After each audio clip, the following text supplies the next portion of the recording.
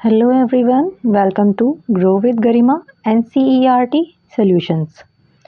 आज हम NCERT class 6 सामाजिक विज्ञान के अध्याय 2 महासागर एवं महाद्वीप को लाइन बाय लाइन आसान भाषा में समझने वाले हैं, ताकि आपका बेस भी मजबूत हो और एग्ज़ाम में भी पूरे नंबर आए।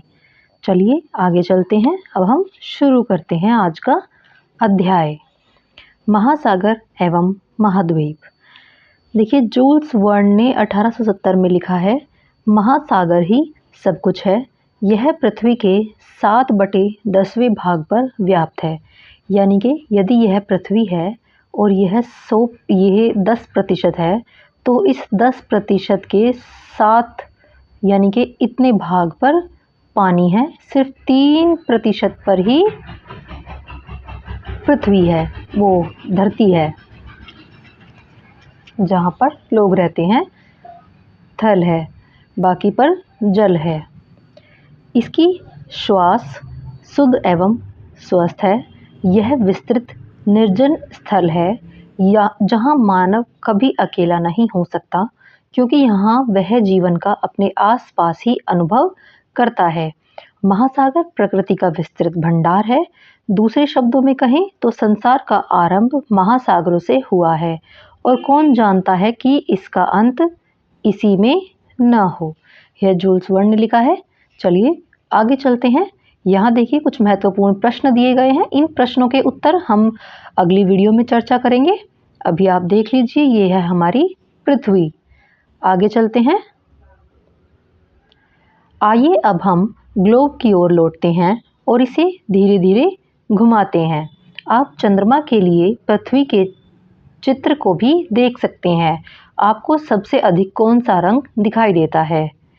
निश्चित ही आपको नीला रंग दिख रहा होगा, परंतु यह क्या दर्शाता है? आपने उत्तर का अनुमान लगभग लगा लिया होगा, जल। इसका अर्थ है कि पृथ्वी की अधिकांश सतह जल से घिरी हुई है। वास्तव में पृथ्वी का 3/4 भाग जल से घिरा हुआ है, जैसे कि मैंने अभी आपको बताया था। इसी कारण अंतरिक्ष से देखने पर पृथ्वी जो है नीली दिखाई देती है। इसलिए आरंभिक अंतरिक्ष यात्रियों ने स्नेहपूर्वक पृथ्वी को नीला ग्रह कहकर पुकारा था। यह इम्पोर्टेंट है कि पृथ्वी को क्या कहा जाता है, कौन से कलर का ग्रह कहा जाता है। ग्लोब पर हम जो बड़ी जलराशियां देखते हैं उन्हें महासागर कहते हैं। देखिए, चित्र में दर्शाया गया है कि पृथ्वी के चित्र में आपको एक अन्य रंग भूरा भी दिखाई देता है। यह भूमि का रंग है, जो ग्लोब के लगभग 1/4 भाग पर फैला हुआ है। भूमि के एक बड़े भाग को भूखंड कहते हैं और भूमि के एक बड़े निरंतर विस्तार को महाद्वीप कहा जाता है। पृथ्वी की जलवायु के निर्माण में महासागर एवं महाद्वीप दोनों महत्वपूर्ण भूमिका निभाते हैं।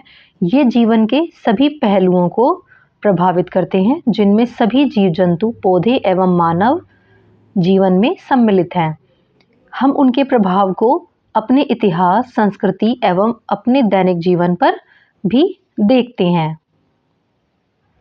देखिए, महासागर वह होता है जो बहुत बड़ा जो है पानी का एक विस्तृत जो है जगह होती है, और महाद्वीप हम किसे कहते हैं? जो पृथ्वी का एक बड़ा भूभाग होता है और वह चारों ओर से पानी से घिरा हो, उसे महाद्वीप कहते हैं। महाद्वीप जो है हमारे देश में पूरी दुनिया में जो है 7 महाद्वीप होते हैं। आप नोट कर सकते हैं: एशिया, अफ्रीका, उत्तर अमेरिका, दक्षिण अमेरिका, अंटार्कटिका, यूरोप और ऑस्ट्रेलिया।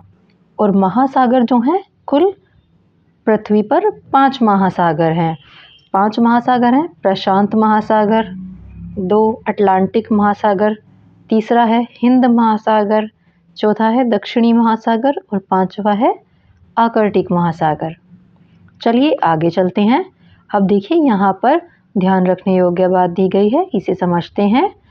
भारतीय नौसेना के प्रतीक चिन्ह पर आदर्श वाक्य शम नो वरुणः अंकित है, जिसका अर्थ है, हे वरुण, हमारे लिए कल्याणकारी हो। यह महासागर, आकाश तथा जल से संबंधित वैदिक देवता वरुण की स्तुति है।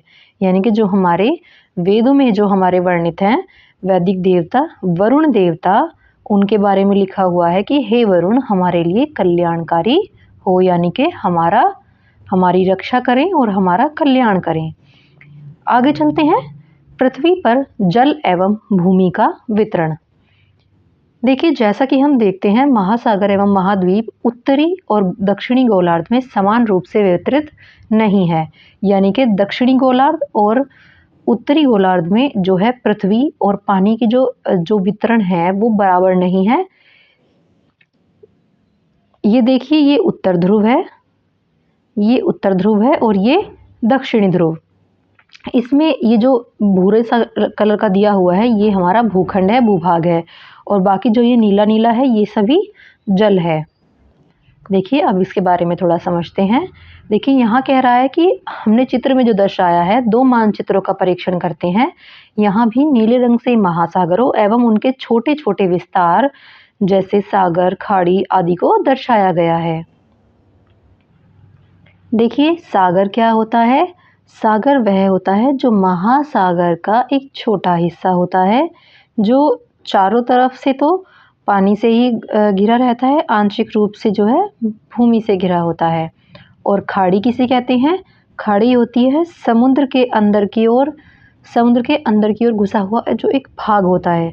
देखिए, खाड़ी वह होती है जहाँ समुद्र का पानी जो है भूमि के अंदर की ओर घुस जाता है। यानी यह 3 तरफ से तो ज़मीन से घिरी होती है और एक तरफ से खुली होती है। चलिए आगे चलते हैं। ये देखिए, यहाँ समुद्र की तलहटी को दिखाया गया है कि यहाँ पर ये प्रवाल भित्ति है। प्रवाल भित्ति ये समुद्री जीवन के बारे में दिखाया गया है। यहाँ समुद्री एनीमोन पर ये तारामीन है, ये शार्क, स्पर्म व्हेल, माँ और शिशु है, ये डॉल्फिन है। यहाँ उष्णकटिबंधीय बहुरंगी मछलियों के साथ सतही प्रवाल भित्ति है, शैवाल, एम्peror पेंगुइन, बोनेयर समुद्री टर्टल, ये सभी दिखाए गए हैं। अब बात करते हैं, पृथ्वी पर उपलब्ध जल का अधिकांश भाग महासागरों में है, परंतु यह जल लवणीय अर्थात खारा है। यानी यह जल जो है पीने योग्य नहीं होता है, इसमें नमक की मात्रा घुली होती है एवं मानव सहित बहुत से स्थलीय जीवों के उपभोग के लिए अनुपयोगी है। दूसरी ओर अलवणीय जल यानी पेय जल जो होता है पृथ्वी के जल संसाधनों में अत्यल्प हिस्सा है। अत्यल्प यानी कि बहुत ही कम है। यह हिमनद यानी कि ग्लेशियर जो बर्फ के पहाड़ होते हैं, नदियों, झीलों, वायुमंडल एवं भूमिगत जल के रूप में व्याप्त होता है। अब बात करते हैं महासागरों की। देखिए, ये कहते हैं कि पृष्ठ 32 पर दिए गए चित्र 2.3 में विश्व के मानचित्रों में हम 5 महासागरों यानी प्रशांत महासागर, अटलांटिक महासागर, हिंद महासागर, आर्कटिक महासागर एवं दक्षिणी अथवा अंटार्कटिका महासागर को देखते हैं। हमने यहाँ 5 महासागरों के नाम बताए हैं। जैसा कि मानचित्र से यह स्पष्ट है कि ये वास्तव में अलग अलग नहीं है। महासागरों का यह सीमांकन जो है प्रचलन से अधिक कुछ नहीं है, क्योंकि प्राकृतिक जगत किन्हीं भी सीमाओं का पालन नहीं करता। उदाहरणतः समुद्री जल विभिन्न महासागरों में बहता रहता है, जो विविधतापूर्ण समुद्री जीवन को समृद्ध करने में सहायक होता है। अनेक प्रकार के पौधों एवं जीव जंतुओं की विभिन्न प्रजातियां इन महासागरों में पाई जाती है। समुद्री जीवन जो है वनस्पति जगत के छोटे पौधों एवं समुद्री शैवाल जो एल्गीज और स्वीडीज होते हैं, ये उन्हें कहते हैं। जैसे शैवाल मैंने अभी ऊपर दिखाया था ना, फोटो में दिखाया हुआ है शैवाल और प्रवाल भित्तियां वगैरह, वही। समुद्री प्राणी जगत में हजारों प्रजातियों की रंगीन मछलियां, डॉल्फिन, व्हेल, अनगिनत रहस्यमय गहरे समुद्री जीव जो हैं शामिल होते हैं। सूर्य की रोशनी वाली सतह से अंधेरी गहराइयों तक समुद्र के प्रत्येक क्षेत्र में जीवन के विविध रूप पाए जाते हैं। ये देखिए, ये दिखाया गया है यहाँ पे, जो नीला नीला है ये समुद्र का भाग है, ये यहाँ प्रशांत महासागर है, ये हिंद महासागर। अगर आप देख पा रहे हो तो ये है हमारा इंडिया, यहाँ हमारा भारत है, और भारत के जस्ट नीचे हिंद महासागर आता है।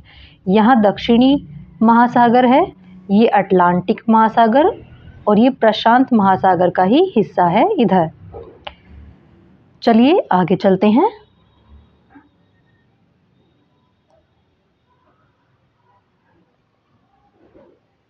मानचित्र में देखने पर यह स्पष्ट हो जाता है कि प्रशांत महासागर सबसे बड़ा है। दूसरा सबसे बड़ा महासागर है अटलांटिक। हिंद महासागर तीसरे स्थान पर आता है, जबकि दक्षिणी महासागर चौथे स्थान पर। और सबसे छोटा महासागर है आर्कटिक। ये भी इम्पोर्टेंट है, आप नोट कर सकते हैं, नोट्स बना सकते हैं आप इनमें। जैसे जैसे मैं बीच बीच में आपको बताती चलूँगी कि क्या इम्पोर्टेंट है, आप उसके नोट्स बना सकते हैं, जिससे आपको ये समस्या नहीं होगी कि हम एनसीईआरटी से नोट्स कैसे बनाएं। तो नोट्स ऐसे ही बनाए जाते हैं, जहाँ इम्पोर्टेंट चीज़ें होती हैं हम उनको नोट कर लेते हैं और बाकी चीज़ें छोड़ देते हैं, सिर्फ समझ लेते हैं। ठीक है, चलिए अब ध्यान रखने योग्य बातें समझते हैं। जैसा कि महासागरों के मानचित्र से स्पष्ट है कि हिंद महासागर का विस्तार उत्तर में एशिया, पश्चिम में अफ्रीका, पूर्व में ऑस्ट्रेलिया, दक्षिण में दक्षिणी महासागर तक है। और भारत के दोनों ओर हिंद महासागर के दो भाग दिखाई देते हैं, पश्चिम में अरब सागर और पूर्व में बंगाल की खाड़ी। ये देखिए यहाँ मानचित्र दिखाया हुआ है, ये है बंगाल की खाड़ी और यहाँ अरब सागर। यहाँ लक्षद्वीप है, ये बिंदु बिंदु से जो लगे हुए हैं, ये है हमारे देश के ही मानचित्र में आता है, ये हमारे देश का ही हिस्सा है लक्षद्वीप समूह, और ये अंडमान निकोबार द्वीप समूह। अब देखिए यहाँ बताया गया है कि महासागर और आपदाएं। अब महासागर और आपदाएं की बात करते हैं। आपदाएं होती हैं जो मुसीबतें आती रहती हैं प्रकृति की तरफ से, जैसे भूकंप, सुनामी, चक्रवात, ये सभी क्या होती हैं, ये प्राकृतिक आपदाएं होती हैं। अब इसके बारे में समझते हैं। इस अध्याय के आरंभ में दिए गए पृथ्वी के चित्र को फिर से देखिए। आपने ध्यान दिया होगा कि पूरी पृथ्वी पर कुछ सफ़ेद आकृतियां दिखाई देती हैं। क्या आप अनुमान लगा सकते हैं कि वे क्या हैं? बादलों के विशाल समूह है। ये बादल महाद्वीपों में वर्षा लाते हैं। उदाहरण के लिए समझिए, भारत में होने वाली अपेक्षित मानसूनी वर्षा महासागरों से उत्पन्न होती है। इस वर्षा के अभाव में हमारी कृषि और पूरा जीवन अस्त व्यस्त हो जाएगा। यानी कि अगर मानसूनी वर्षा भारत में ना हो तो हमारी कृषि, हमारी फसलें सभी नष्ट हो जाएंगी और हमारा जीवन अस्त व्यस्त हो जाएगा। महासागर तूफानों को भी जन्म देते हैं। अत्यधिक वर्षा वाली विध्वंसक घटनाएं, यानी कि जो बहुत विध्वंस लाती हैं, अथवा अति प्रचंड हवाएं, बहुत तेज चलने वाली हवाएं होती हैं, जैसे चक्रवात, विश्व के तटीय क्षेत्रों में दूर दूर तक क्षति पहुंचाते हैं, यानी कि हानि पहुंचाते हैं। एक अन्य प्राकृतिक आपदा सुनामी भी समुद्र में ही उत्पन्न होती है। यह विशाल और शक्तिशाली तरंगे होती हैं जो महासागर तल में तीव्र भूकंप और ज्वालामुखी के फटने के कारण आती है। सुनामी हजारों किलोमीटर तक जाकर तटीय क्षेत्रों को डुबा सकती है, जिससे व्यापक स्तर पर हानि होती है। अब देखिए यहाँ ध्यान रखने योग्य कुछ बातें दी गई हैं, देखिए ध्यान से। 26 दिसंबर 2004 के दिन हिंद महासागर के आसपास और भारत और अन्य 13 देश प्रचंड सुनामी से प्रभावित हुए थे। यह सुनामी जो है इंडोनेशिया में आए भूकंप के कारण आई थी। इस आपदा में 2 लाख से अधिक लोगों की जान गई थी। भारत में अंडमान एवं निकोबार द्वीप समूह, जो अभी आपको ऊपर दिखाया था मैंने, तमिलनाडु और केरल के तटीय क्षेत्र इससे भीषण रूप से प्रभावित हुए थे और जान और माल की बहुत ही हानि हुई थी। इस प्रकार की सुनामी कभी कभी आती है, किंतु यह अत्यंत जो है विध्वंसकारी होती है, बहुत विध्वंस लाने वाली होती है। हालांकि तट से टकराने से पहले इसका अनुमान लगाया जा सकता है। बहुत से देश इस प्रकार की पूर्व चेतावनी प्रणाली हेतु मिलजुल कर काम कर रहे हैं। विशेषकर भारत समेत बहुत से देश हिंद महासागर सुनामी चेतावनी प्रणाली में सहयोग कर रहे हैं। इससे जान माल की रक्षा के लिए उपायों में सहायता मिलती है। जिन घटनाओं के कारण जान और माल की क्षति होती है, उन्हें आपदा प्रबंधन के अंतर्गत नियंत्रित किया जाता है। आपदा प्रबंधन यानी कि जो हम उनके लिए उनसे बचाव के और हानि हो जाने के बाद उपाय जो करते हैं, उन्हें आपदा प्रबंधन के अंतर्गत लाया जाता है। भारत में सभी प्रकार की आपदाओं का सामना करने के लिए राष्ट्रीय आपदा प्रबंधन प्राधिकरण है। इसके बारे में हम अगले अध्याय में समझेंगे। अब बात करते हैं महाद्वीप की। महासागरों के मानचित्र 2.3 वाले चित्र में हमने महाद्वीपों को भी दर्शाया है। आप कितने महाद्वीपों को गिन सकते हैं? इसका उत्तर इतना सरल नहीं है, क्योंकि इनकी गिनती कई प्रकार से की जा सकती है। ये हमारी रुचि पर निर्भर करता है कि हम 4 से 7 के बीच किसी भी संख्या की सूची बना सकते हैं। इसके कारण निम्नलिखित है। देखिए, उत्तरी अमेरिका और दक्षिण अमेरिका को सामान्यतः 2 महाद्वीपों में गिना जाता है, परंतु यदि देखा जाए तो यह एक ही भूखंड है। इन्हें एक भी समझा जा सकता है। यूरोप और एशिया को सामान्यतः 2 महाद्वीप माना जाता है, परंतु मानचित्र में यह स्पष्ट दिखाई देता है कि वह एक ही भूखंड है। ऐतिहासिक और सांस्कृतिक कारणों से यूरोप का विकास एशिया के विकास से कुछ भिन्न प्रकार हुआ है, इसलिए इन्हें 2 महाद्वीपों के रूप में देखा जा सकता है। हालांकि भूगर्भशास्त्री सामान्यतः इन्हें एक ही महाद्वीप समझते हैं, जिसे यूरेशिया कहते हैं। अफ्रीका और यूरेशिया को सामान्यतः 2 महाद्वीप समझा जाता है और कभी-कभी एक भी समझा जाता है। देखिए, यहाँ तालिका दी हुई है महाद्वीपों की गिनती के लिए।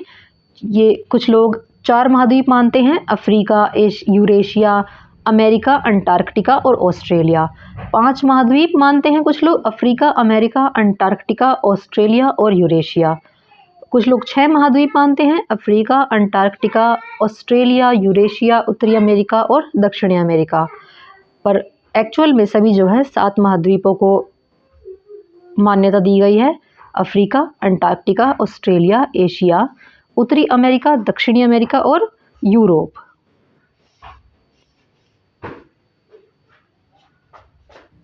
देखिए, व्यवहारिक रूप से जो है मैंने अभी बताया आपको, 7 महाद्वीपों की अंतिम सूची को ही व्यापक रूप से अपनाया और प्रयोग में लाया गया है। अब ध्यान रखने योग्य एक और बात आती है। क्या आपने ओलंपिक खेलों के प्रतीकों में से एक प्रतीक ओलंपिक के 5 छल्लों को देखा ही होगा? ये छल्ले विश्व भर से खिलाड़ियों के एकत्र होने का प्रतीक है। इन छल्लों को 5 बसे हुए महाद्वीपों America, Africa, America, Asia, Australia और यूरोप का प्रतिनिधित्व करने के लिए चुना गया है। ये देखिए, 5 छल्ले हैं इसमें और ये 5 जो हैं 5 महाद्वीपों के का प्रतिनिधित्व करते हैं। आइए अब पृष्ठ 36 पर दिए गए आरेख को देखें, जो 7 महाद्वीपों की सूची पर आधारित है। यह उनके वास्तविक आकार को नहीं, अपितु सापेक्षिक आकार को दर्शाता है। ये देखिए,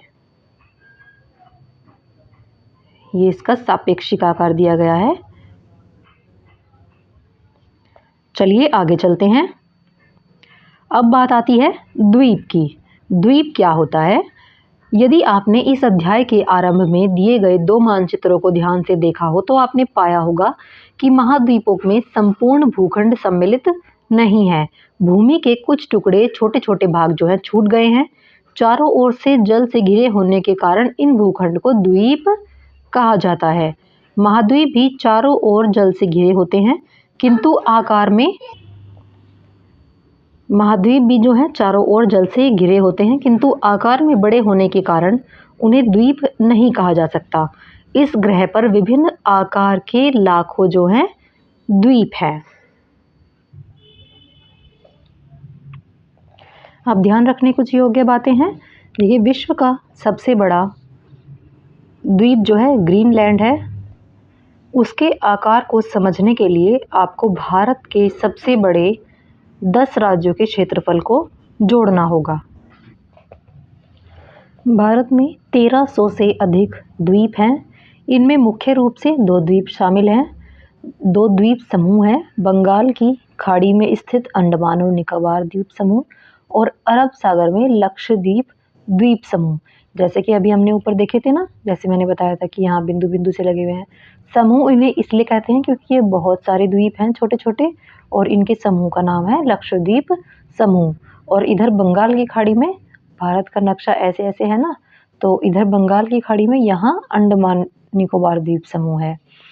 1981 से भारतीय अंटार्कटिका कार्यक्रम के अंतर्गत अंटार्कटिका में अन्वेषण किया जा रहा है। अंटार्कटिका ऐसा महाद्वीप है जहाँ की जलवायु बहुत अधिक ठंडी और कठोर है। देखिए, चित्र 2 में दिखाया गया है कि सफ़ेद रंग का फैलाव है और उसकी अधिकांशतः जो है हिम है, यानी कि बर्फ़ है। 1983 में भारत ने अंटार्कटिका में दक्षिण गंगोत्री नामक पहला वैज्ञानिक बस स्टेशन स्थापित किया था। ये इम्पोर्टेंट है, नोट कर सकते हो। बाद में 2 बेस स्टेशन स्थापित किए। इस सुदूर प्रदेश में भारतीय वैज्ञानिकों के लगभग 40 दलों ने विशेष रूप से जलवायु और पर्यावरण के विकास पर शोध कार्य किए हैं। वैज्ञानिकों के रहने के लिए यहाँ बने आवास में एक पुस्तकालय और यहाँ तक कि डाकघर भी है। अब बात करते हैं महासागर और जीवन की। महासागर और महाद्वीप पर्यावरण के अत्यावश्यक भाग हैं। भले ही हम ध्यान न दें, पर ये हमारे जीवन के अधिकांश पक्षों को प्रभावित करते हैं। हमने उल्लेख किया कि महासागरों से महाद्वीपों पर वर्षा होती है। यह पृथ्वी के जल चक्र का भाग है, जिसे आप आगे जो है विज्ञान में पढ़ेंगे। उदाहरण के लिए समझते हैं, महासागरों के बिना वर्षा नहीं होगी तो पृथ्वी जो है मरुस्थल बन जाएगी, यानी कि रेगिस्तान बन जाएगी। यह भी ध्यातव्य है, यानी ध्यान रखने योग्य बातें हैं कि दुनिया भर की आधी ऑक्सीजन जो है महासागर का वनस्पति जगत उत्पन्न करता है, इसलिए इन्हें पृथ्वी के फेफड़े कहा जाता है। ये भी इम्पोर्टेंट है कि पृथ्वी के फेफड़े किसे कहा जाता है।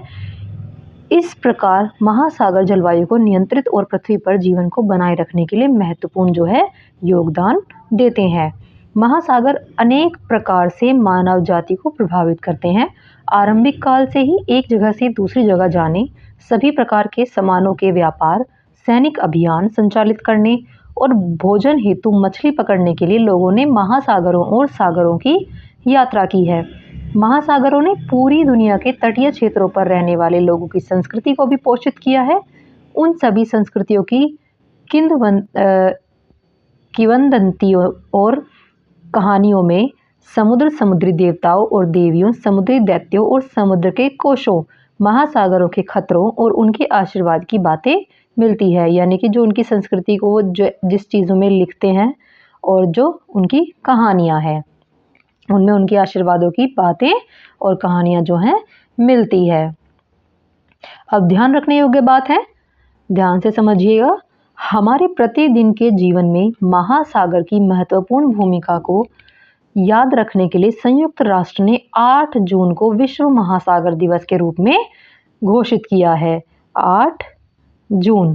और आप जानते हैं 5 जून को क्या है, विश्व पर्यावरण दिवस।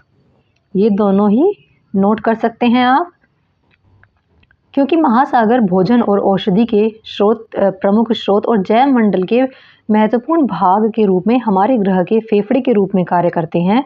वैज्ञानिक अध्ययनों से यह पता चलता है कि मानव की बढ़ती सामुद्रिक गतिविधियों ने महासागरों को प्रदूषित किया है।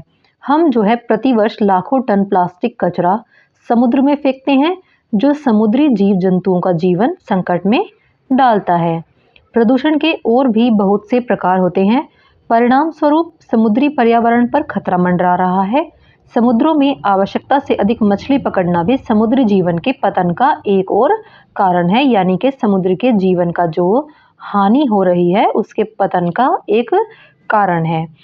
हम सभी का सामूहिक दायित्व है कि पृथ्वी और मानवता के भविष्य के लिए महासागरों को बचाने का प्रयास करें। आगे बढ़ने से पहले अब यहाँ कुछ पढ़ते हैं, समझते हैं। पृथ्वी की सतह पर विस्तृत जलाशयों को महासागर और विशाल भूखंडों को महाद्वीप कहा जाता है। महासागर आपस में जुड़े हुए हैं। महाद्वीपों को विभिन्न प्रकार से गिना जा सकता है, किंतु सामान्यतः इन्हें 7 महाद्वीपों के रूप में गिना जाता है, जैसे कि हमने ऊपर जो है तालिका में पढ़ा था। दक्षिणी गोलार्ध में की तुलना में उत्तरी गोलार्ध में स्थलभाग अधिक है। यह भी हमने ऊपर जो है मानचित्र में देखा था कि जो दक्षिणी गोलार्ध है और जो उत्तरी गोलार्ध है, उत्तरी गोलार्ध में जो है स्थलभाग यानी कि जो धरती है वो अधिक है। महासागर सभी प्रकार के समुद्री जीवन को पोषित करते हैं और विश्व की जलवायु में महत्वपूर्ण भूमिका निभाते हैं।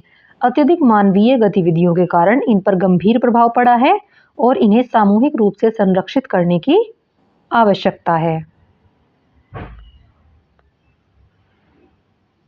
अब यहाँ आगे आते हैं आपके प्रश्न, क्रियाकलाप और परियोजनाओं पर। इन सभी की चर्चा हम करेंगे अगली वीडियो में। आशा करती हूँ तो कि आपको ये यहाँ तक समझ में आया हो अच्छे से। अगर आपको इसमें कुछ चीज़ें समझ में नहीं आती है तो आप कमेंट करके पूछ सकते हैं। मैं पुनः आपके लिए एक वीडियो बना सकती हूँ जो चीज़ आपको समझ नहीं आती है। तो चलिए आज के लिए इतना ही। फिर मिलते हैं नए वीडियो में नए टॉपिक के साथ, नए अध्याय के साथ। आज के लिए इतना ही। धन्यवाद।